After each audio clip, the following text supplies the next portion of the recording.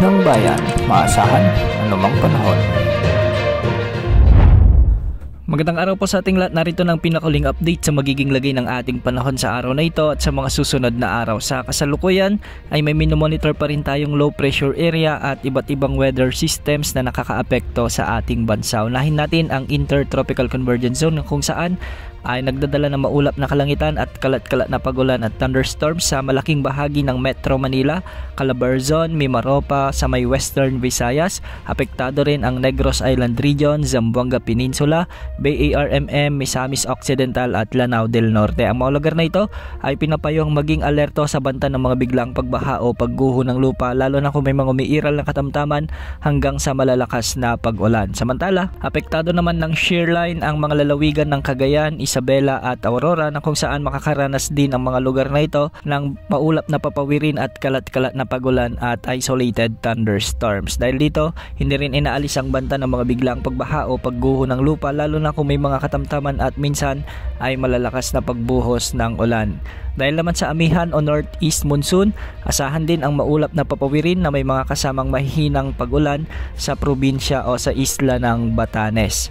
Samantala, Intertropical Convergence Zone pa rin ang nakakaapekto sa Bicol Region, ang nalalabing bahagi ng Visayas at nalalabing bahagi ng Mindanao, kung saan makakaranas ang mga lugar dito ng bahagyang maulap hanggang sa maulap na kalangitan na may mga isolated rain showers and thunderstorms. Posible pa rin ang banta ng mga biglang pagbaha o pagguho ng lupa, lalo na kung may mga umiiral na severe thunderstorms.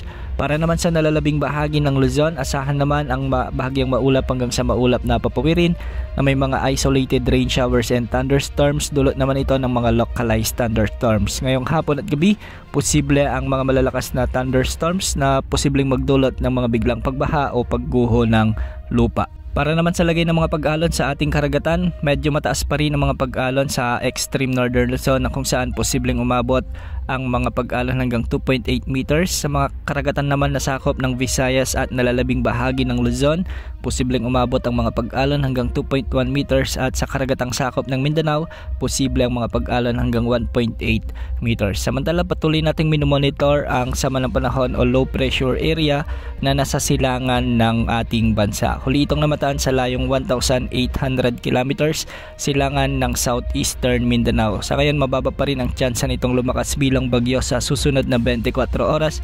Ngunit base sa pagtataya, sa araw ng linggo, posibleng pumasok na ito sa ating area of responsibility. May posibilidad din na lalakas na ito bilang bagyo sa susunod na 2 araw at papangalanan natin ito sa local name na Bagyong Tino. Base sa mga pagtataya at possible track ng potensyal na bagyong ito, inaasang tatama ito sa bahagi ng Eastern Visayas, particular sa may southern portion ng Samar Province. Tadaanan nito ang Leyte provinces, posible rin na dumaan ito sa probinsya ng Cebu, at hindi rin inaalis ang posibilidad na dadaanan ng bagyo ang Negros Island Region, Panay Island at ilang bahagi ng Mimaropa. Ayon sa Pag-asa, posibleng umabot sa kategoryang typhoon o malakas na bagyo ang potensyal na bagyong Tino, kaya dapat paghandaan na ito ng mga taga-southern portion at central portion ng ating bansa. Ganitong panahon o ganitong track din ang ipinapakita ng mga guidance models na ating ginagamit gaya ng ECMWF at GFS, na kung saan tumataas ang tsansang maglandfall ito sa bahagi ng Visayas region sa susunod na linggo. Antabayan na ng mga susunod na updates ukol sa potensyal na sama ng panahon na ito sa mga susunod na oras. Yan muna ang latest sa lagay ng panahon. Ito po ang weather update ng bayan, maasahan anumang panahon.